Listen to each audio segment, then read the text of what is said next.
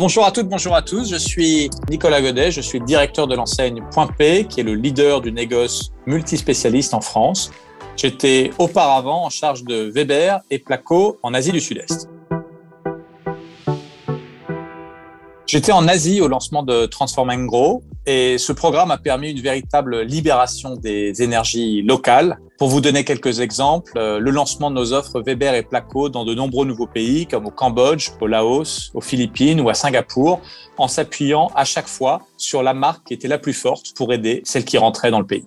Depuis que je suis rentré en France, Transform & Grow se déploie au travers de notre projet d'entreprise chez Point P. Il s'appelle Conquête 2025. Il met l'accent sur la transformation de la société autour de deux piliers. D'abord, une stratégie qui a été construite réellement avec nos 11 000 collaborateurs dans des salles de réunion, avec leurs post-it.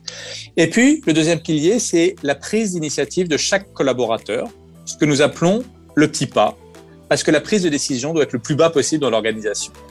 Alors, si vous voulez un exemple, c'est un magasinier dans la région centre qui décide de stocker des palettes de sacs en self-service dans la cour à disposition de ses clients pour qu'ils n'attendent plus.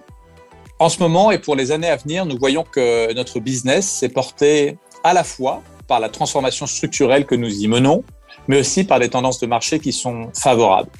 Nous sommes sur un marché porté à la fois par le plan de relance en France et par un fort effet post-Covid que nous imaginons durable, qui conduit à de fortes rénovations dans les banlieues, en province, dans les maisons de campagne. J'imagine donc une activité soutenue d'ici à 2025.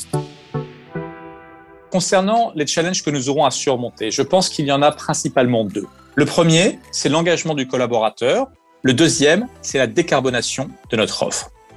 L'engagement du collaborateur, il est clé parce qu'une société ne change que si les collaborateurs veulent qu'elle change, pas seulement le chef. Et puis la décarbonation de l'offre, c'est pour mailler le 360 degrés de notre mission. Nous vendons des produits qui permettent des économies d'énergie et qui sont bons pour la planète. Il va falloir décarboner ces produits pour qu'ils soient eux-mêmes légers en CO2 lors de leur fabrication.